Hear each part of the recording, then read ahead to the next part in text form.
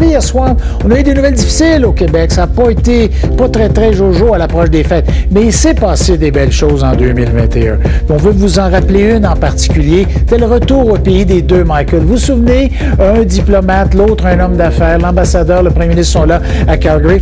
Curieusement, tout s'est réglé assez rapidement. Après 1000 jours derrière les barreaux, dès que les Américains ont dit « Bon, finalement, pas de poursuite contre Meng Wanzhou ». On nous rappelle, ça n'avait rien à voir avec la politique, n'est-ce pas? Voici d'abord l'info. Après 21 mois, c'est dur, mais on va être frappé. On a encore une bataille à mener et j'ai besoin de vous autres. François Legault recule à quelques jours de Noël. Dès lundi, seulement 10 personnes pourront se rassembler. La capacité des commerces, des restaurants et des bars sera coupée de moitié. La plupart d'entre nous ne pourront pas supporter, ne pourront pas survivre à ça. Le milieu culturel, c'est une tempête parfaite. On aurait aimé au moins le savoir plus de bonheur. Les restaurateurs, les commerçants accueillent difficilement ce matin les mesures imposées par Québec, même s'ils s'y sont résignés. On va faire le tour des réactions sur le terrain. Et 2 hommes sont morts cette nuit pendant une poursuite policière sur l'autoroute 15. Le BEI déclenche également une 3e enquête et ça, c'était sur l'autoroute 15 à Montréal.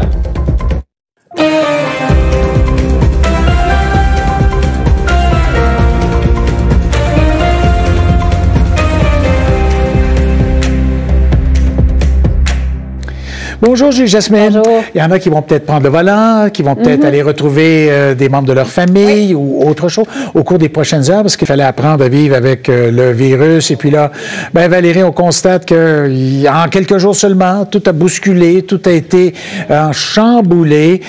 Il faut réimposer des mesures avec lesquelles on était déjà malheureusement familières. Voilà, il faut réapprendre à vivre avec de nouvelles mesures sanitaires. Et la clé face à ce contagieux variant Omicron, bien, c'est la réduction des contacts. Alors, ce que ça signifie en termes de nouvelles mesures, on en a parlé abondamment, mais c'est la réduction donc des contacts, la réduction du nombre de personnes qui pourront se rassembler à Noël. Donc, le gouvernement a fait passer ça hier de 20 à 10 personnes. Et puis, le gouvernement limite aussi à 50% de leur capacité. Là, les bars, les restaurants, les lieux de culte, les salles de spectacle et les cinémas. L'achalandage dans les centres commerciaux est aussi réduit. Les parties de bureau, la danse, le karaoké, eh bien ça, c'est interdit. Les activités sportives, elles, sont maintenues, mais les tournois sont annulés. Dans les écoles, eh bien, ce sera le retour du masque en classe. Mais la bataille, Marc-André, se mène aussi sur le plan de la vaccination. Alors, hier, on annonçait que le délai entre les doses allait être réduit à 3 mois, c'est-à-dire que on n'aura pas besoin d'attendre 6 mois pour recevoir la dose de rappel. Et puis, on devance le calendrier de vaccination. Donc, dès lundi, les 65 ans et plus pourront s'inscrire pour recevoir cette dose de rappel.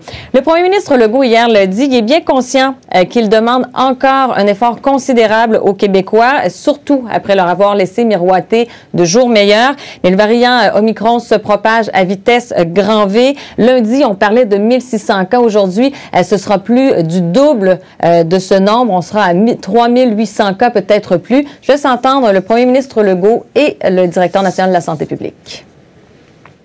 On a tous les lundis soirs une présentation de l'INES, de l'INSPQ et ça a changé complètement cette semaine. Il faut être humble face à ça. Il faut pas essayer de dire par orgueil je vais garder l'opinion que j'avais il y a une semaine. Les chiffres évoluent tellement rapidement. À mon premier point de presse, j'avais dit que ce que je disais aujourd'hui allait peut-être changer demain. Parce que je savais qu'on faisait face à une bête qui allait nous amener d'énormes surprises. Oui, il ne faut pas avoir une vision, comme on dit, une vision d'entonnoir, là, ou en tout cas là, de pas changer d'idée jamais, parce que ça peut arriver. Dites-nous, il y a les partis d'opposition, par contre, qui disent, ben un peu comme les Québécois, écoutez, hein, vous avez fait miroiter des possibilités, vous auriez dû le savoir, hein? Oui, voilà, les partis d'opposition qui avaient des mots encourageants pour les Québécois, mais décourageants face à l'attitude du gouvernement Legault. On débute avec la chef de l'opposition, Dominique Anglade, qui a dit il y aura un moment pour poser toutes les questions légitimes que nous avons. Il y aura également un moment pour tenter de comprendre collectivement les raisons pour lesquelles le gouvernement caquiste semble surpris et désorganisé. Du côté de Québec solidaire, Gabriel Nadeau-Dubois a écrit une véritable chape de plomb s'abat sur le moral des Québécois. C'est un sentiment de déjà-vu qui est très désagréable. C'est le deuxième Noël de suite que le gouvernement suscite des espoirs et les déçoit. Et finalement, le Parti québécois a réagi via son chef parlementaire, Joël Arsenault.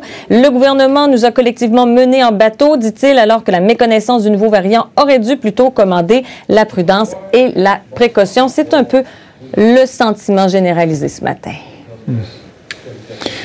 Très bien. Merci, Valérie. Au revoir. On va aller retrouver Adi maintenant parce qu'on va parler des réactions dans les secteurs là, qui sont touchés, bien sûr, à quelques jours de Noël. Alors, les commerçants trouvent que ça va être compliqué encore d'ici Noël. Hein? Oui. Pour les détaillants, Marc-André, cette nouvelle hier, cette baisse de la capacité a été accueillie avec déception, mais vaut mieux pouvoir rester ouvert et accueillir quelques clients, moins de clients que de devoir fermer complètement. Pour ce qui est du Conseil québécois du commerce de détail, on dit supporter le gouvernement dans cette décision, en espérant surtout que celle-ci ne va pas freiner les consommateurs dans leurs dépenses. À compter de lundi, Marc-André, ce sera évidemment le retour des files d'attente devant les commerces. Et à 5 jours de Noël, attendez-vous à une ruée vers les centres commerciaux. Et qui dit ruée, dit patience. Les clients qui voudront faire leurs achats à compter de lundi devront prendre leur mal en patience. Écoutons le directeur général du Conseil. Noël est la plus grosse période de l'année pour les détaillants, donc c'est clair qu'on va se redresser nos manches et travailler plus fort. On va ressortir la pancarte qu'on avait mis malheureusement au rencard. Dans un sens, on revient en arrière un peu. Donc, il faut s'attendre un peu plus d'attente pour entrer dans les commerces. Donc, on demande aux gens aussi d'être un peu plus patients. On sait que c'est pas la chose la plus plaisante de faire la ligne pour entrer dans un commerce, mais on encourage fortement les gens à fréquenter leur commerce québécois. Les appels avaient commencé à se faire entendre dans les restaurants aussi cette semaine, mais c'était pour annuler les parties puis les regroupements. Alors, les restaurants aussi doivent encaisser le coup. Les restaurateurs ne comptent plus les coups durs depuis 21 mois, depuis le début de cette pandémie. C'est l'un des secteurs qui a été le plus durement touché depuis le tout début, depuis mars 2020. Marc-André, alors évidemment, colère, frustration, déception. Ces nouvelles mesures, ça représente une douche froide pour eux il y a à peine 2 semaines. Ils se préparaient au temps des fêtes. C'est une période qui est festive, mais surtout une période qui est rentable pour les restaurateurs. Voici une réaction. Moi, je comprends pas quelque chose. On dit qu'on est capable d'être 10 dans une maison à 100 pieds carrés. Moi, j'ai 5000 pieds carrés, puis j'ai le droit d'avoir juste 30 personnes. Il y a quelqu'un qui m'explique la logique en arrière des 10, des 15 personnes, des 4, des groupes, parce que je ne comprends pas. Alors, visiblement, Marc-André, il y a des restaurateurs qui éprouvent encore du mal à gérer leurs émotions en lien avec cette nouvelle-là hier qui a suscité beaucoup de déception, évidemment. Et il y a, évidemment, vous l'aurez constaté, beaucoup encore d'incompréhension de ce côté-là. Oui, très bien. Merci. En Ontario, les mesures se font toujours attendre quand on a vu ce qui a été annoncé hier soir par Québec. Alors, Marielle, il y a des experts qui jugent qu'il faut aller plus loin. Oui, tout à fait. Hier, la table de consultation scientifique de l'Ontario a présenté ses modèles de propagation du variant Omicron dans les prochaines semaines en Ontario. Et c'est assez alarmant, là. Si on n'a pas de mesures sanitaires supplémentaires en Ontario, selon les experts, on s'enligne vers des 10 000 cas par jour d'ici janvier dans la province. C'est pourquoi on demande à ce qu'il y ait plus de mesures sanitaires qui soient imposées. Pour l'instant, cette semaine, le gouvernement a annoncé qu'on devançait les rendez-vous pour les 18 ans et plus pour les 3e doses, qu'on élargissait aussi l'accès au dépistage rapide, qu'on imposait aussi des limites de 50 de capacité d'accueil pour les grands amphithéâtres et les arénas notamment. Mais pour les experts, le nerf de la guerre, ce sont les rassemblements du temps des fêtes et les restaurants.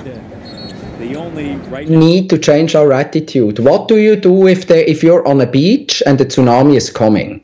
You tell me. Do you say, oh, there's no tsunami? No, you can't. We need to change our attitudes. What's the problem with going back to 25% capacity in a restaurant? Life will continue. Oui, et puis à Kingston, il semble que la situation est pire que pire.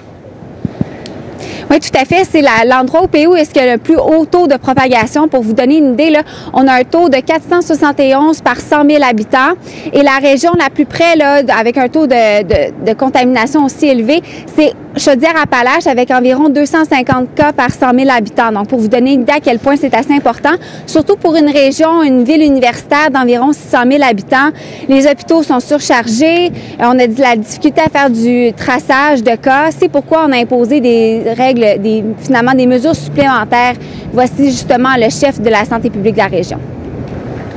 We may not have that dire need for a lockdown at this point, but we certainly have need for some very specific measures to reduce the social interaction and minimize the risk of spread. Et d'autres régions pourraient suivre le pas et emboîter le pas finalement à Kingston et imposer leurs propres mesures sanitaires si la province n'agit pas.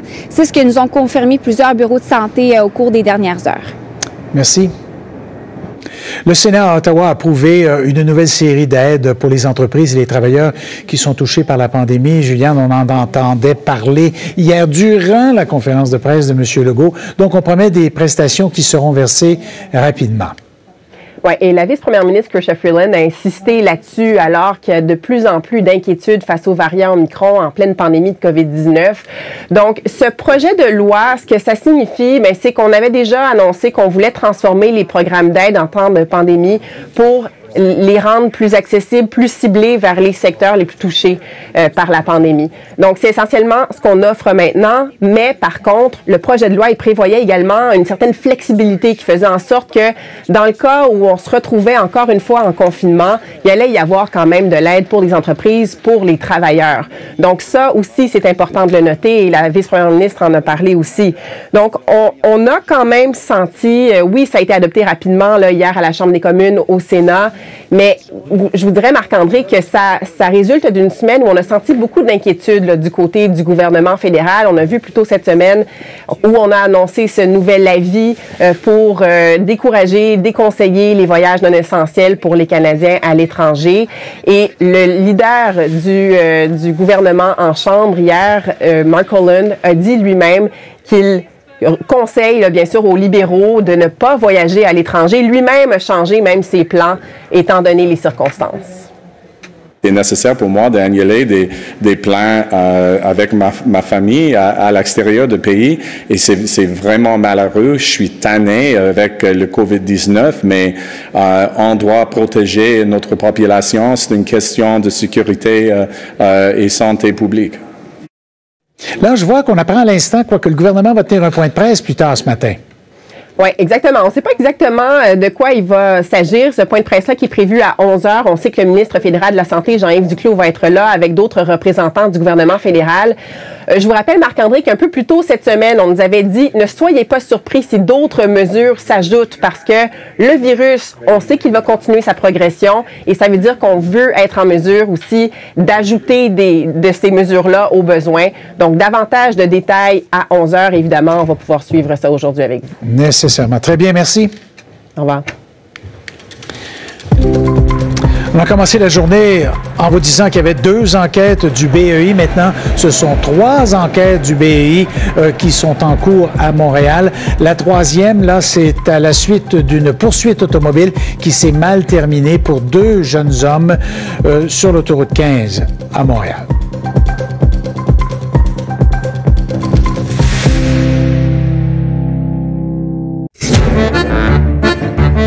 J'ai conquis le monde sous différents noms.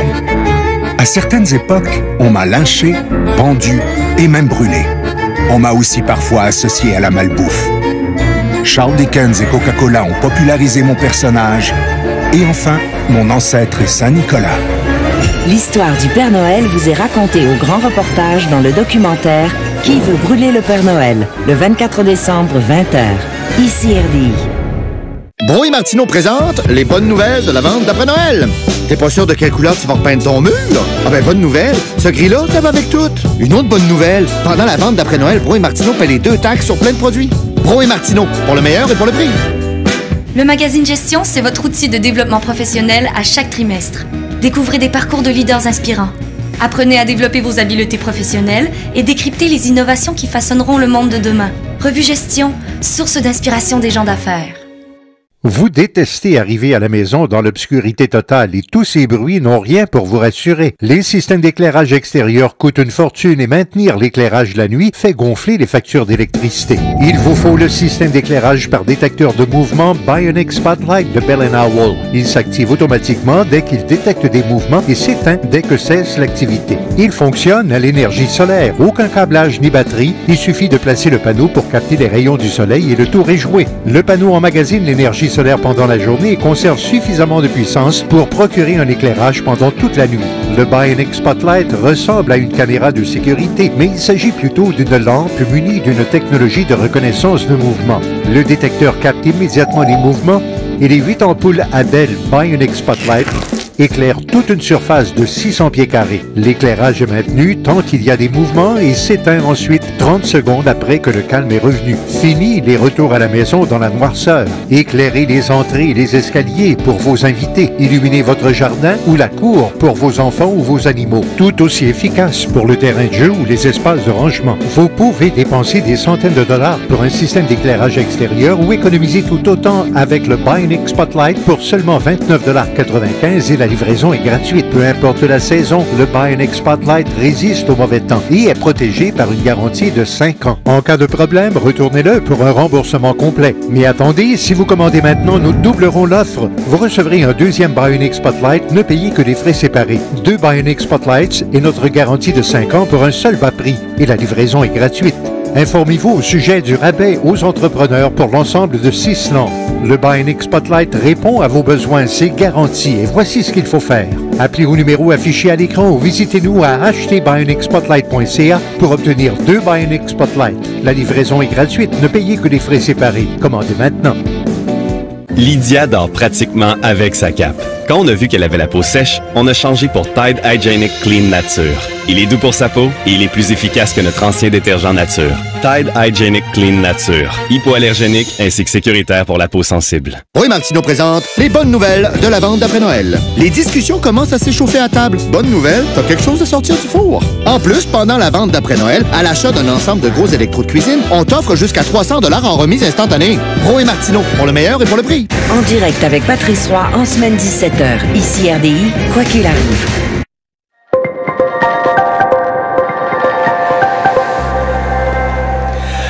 Ils ont goûté et pas à peu près en Colombie-Britannique. Véritablement, c'est la palme. C'est triste, ça, là, mais la palme des météos dures là, de cette année. Effectivement, c'est un bilan que l'environnement fait depuis 1996. Et donc, en première place, on avait les grandes chaleurs en Colombie-Britannique. En deuxième position, bien évidemment, la pluie, les inondations, tout le sud de la Colombie-Britannique. Parce qu'imaginez, ça avait été déjà 2 fois plus arrosé en septembre et en octobre, mais tout s'est joué à partir du 13 novembre où on a eu, imaginez, 7 tempêtes consécutives alimentées par ce qu'on appelle la fameuse rivière atmosphérique.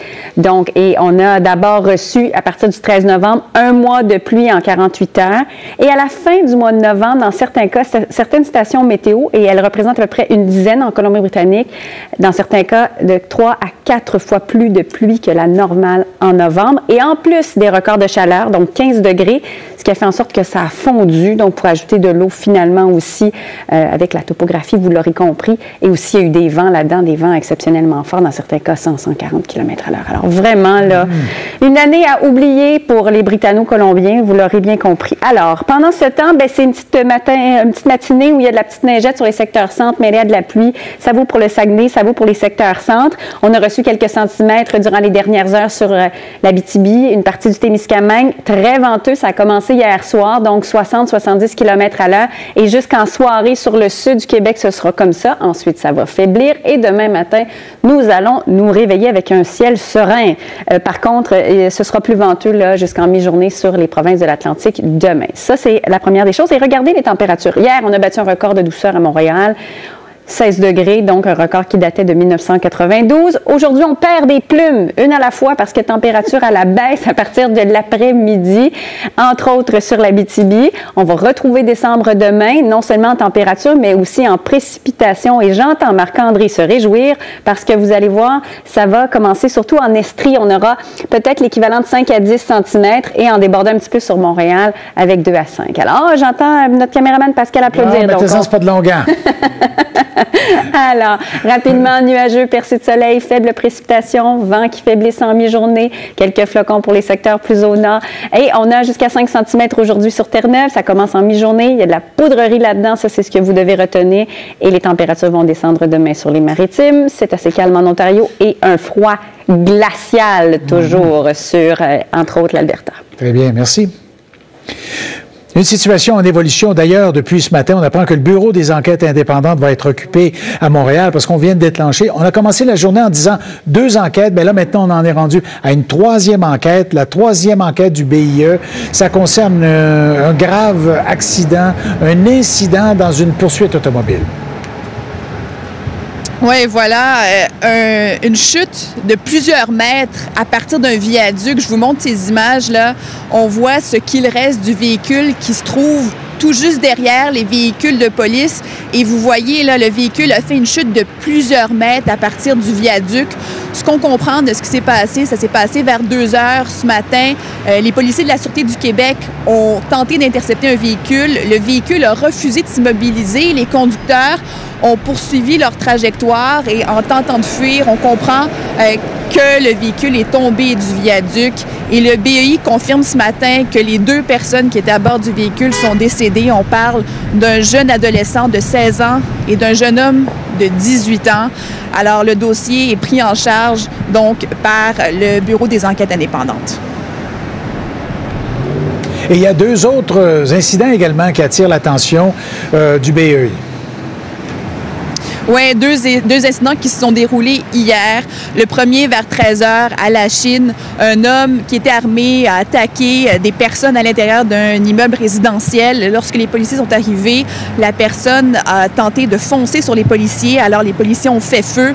L'homme est malheureusement décédé. Et pour ce qui est du deuxième événement, ça s'est passé dans le quartier Mercier-Hochelaga, Maisonneuve. Dans un Walmart, il y avait un homme qui semblait désorienté, qui ne collaborait pas avec les policiers. Les policiers ont tenté de le maîtriser avec force et l'homme a été transporté à l'hôpital parce qu'il avait de sérieuses blessures. On a rencontré ce matin une dame qui était à l'intérieur du Walmart lorsque ça s'est déroulé. Elle nous expliquait qu'elle n'a pas entendu de grands cris, que l'homme était couché sur le côté, menotté. Je vous propose de l'écouter. Il y avait un gars par terre et puis il y avait de la police autour. Okay. Mais j'ai pas vraiment compris ce qui s'est passé. J'ai rien entendu de bizarre. Il y avait un monsieur par terre qui était menotté. Puis c'est tout.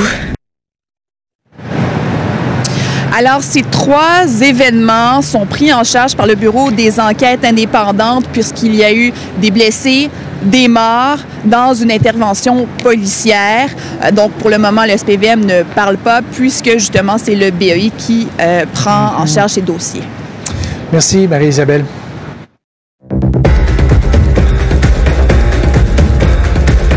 Drouin, fin, tire et le but! Jonathan Drouin!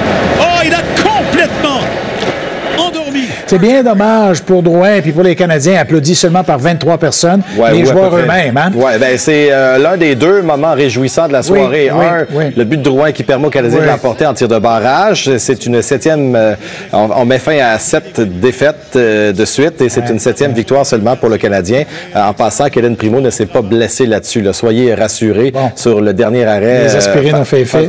Face au tir de Cam Atkinson. L'autre bon moment, c'est Laurent Dauphin qui aura marqué, mais il faut absolument revenir sur tout ce qui s'est passé dans les heures qui ont précédé. Le fait qu'on n'ait pas joué devant aucun spectateur 2 heures avant à la demande de la santé publique de Montréal et du Québec, le Canadien qui n'a pas accepté aucun spectateur au Centre Bell. C'est la scène qui attendait les gens qui s'étaient déplacés pour l'occasion. Écoutez bien Jonathan Drouin justement sur la situation là, qui s'envenime.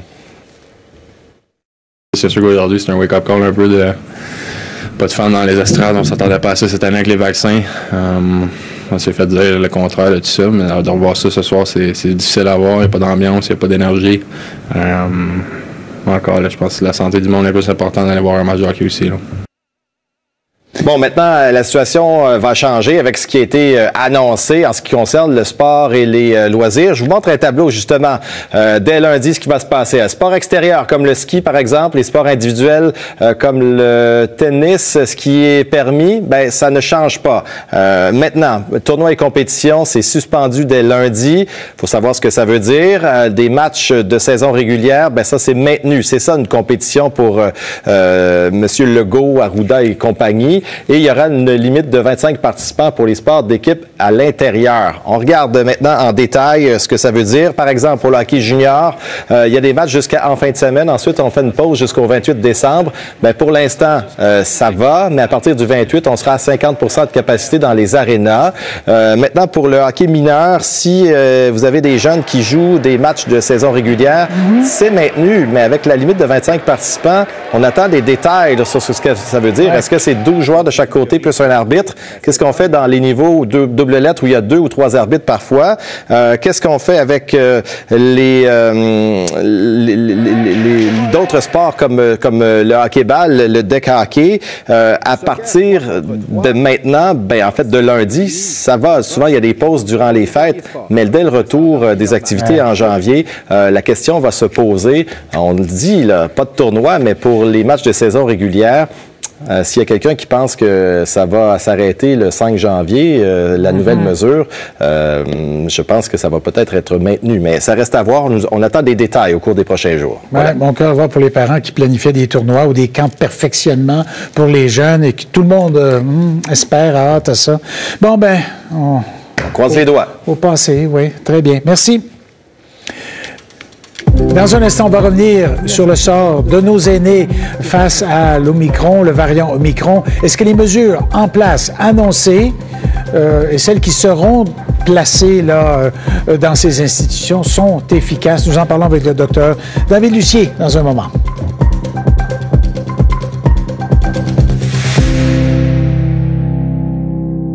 Ce soir, au grand reportage. Jusqu'à la fin, l'actrice a utilisé sa propre caméra amateur pour raconter son quotidien. Loin, si loin de son image officielle. Qui était Grace Kelly? Ici RDI. De toute évidence, le Père Noël ne sera pas seul à vous faire des cadeaux. Cette année, les professionnels de la vue de Grèche et SCAF contribuent plus que jamais à la magie de Noël. Obtenez une deuxième paire de lunettes complète à 1 $ et on vous donne en plus une paire de solaires en cadeau. Salut, c'est Grégory Charles. Le 21 décembre, joignez-vous à moi pour l'émission Illumination, une célébration du solstice d'hiver. Des artistes canadiens vous feront découvrir des traditions et légendes du pays. Ton travail est vraiment intense puis t'as besoin de vêtements contre le feu? Voici tes aubaines certifiées FR. Parka doublé Inifuge, ça vaut 550, ton prix 199 $. Pour être au chaud, il te faut ta salopette doublée certifiée FR à partir de 199 $ et ton couvre-tout doublé Inifuge, ça vaut 600 $, pas de blague, à partir de 229 $. Payez moins cher tout le temps en ligne à centre-de-liquidation-du-québec.com et au 1240 boulevard Charest-Ouest à Québec. Ça se passe ici. Ici aussi. Ah oui, puis là. Et là. Et ça se termine comme ça. La détresse des femmes se vit partout au quotidien. Aidez-nous. Saviez-vous que même si vous assainissez une surface, chaque contact peut laisser une nouvelle bactérie? Ce qui signifie que vos efforts n'auront servi à rien. Brisez le cycle avec Microban 24. Une seule vaporisation suffit et vos surfaces seront protégées des bactéries toute la journée. Microban 24 continue à tuer 99,9% des bactéries pendant une période allant jusqu'à 24 heures, contact après contact. Les désinfectants les plus populaires ne le font pas. Utilisez l'assainisseur que 4 médecins sur 5 utiliseraient chez eux. Microban 24. Mon compagnon mobile santé connecté nous offre à moi et mes proches la tranquillité d'esprit. J'ai plus de liberté pour faire ce qu'il me plaît quand ça me plaît. Avec la détection automatique des chutes et la couverture GPS d'un océan à l'autre, j'ai accès à de l'aide en tout temps en cas de besoin et tout le monde a l'esprit en paix. En plus, c'est le service personnel d'alerte d'urgence le plus abordable au pays sans engagement à long terme. Compagnon santé connecté. Profitez de la vie en toute liberté. Salut, c'est Grégory Charles. Le 21 décembre, joignez-vous à moi pour l'émission Illumination, une célébration du solstice d'hiver. Des artistes canadiens vous feront découvrir des traditions et légendes du pays. Alors, magasinage des fêtes à nous deux. Et hop! Tiens donc! Waouh! Oh, j'ajoute ça à ma liste. Je le veux, je le veux!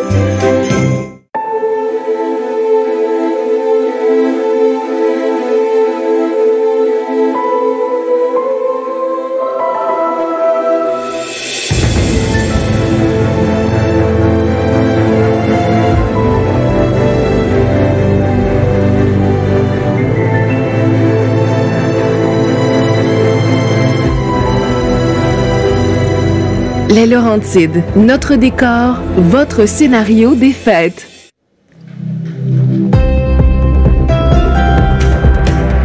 Bonjour à tous, merci d'être avec nous et de suivre d'abord l'info, parce qu'il y en a beaucoup ce matin. Québec qui recule sur les rassemblements privés pendant les fêtes. On limite maintenant à 10 personnes le nombre d'individus qui peuvent y assister. L'opposition déplore les faux espoirs qui ont déjà été créés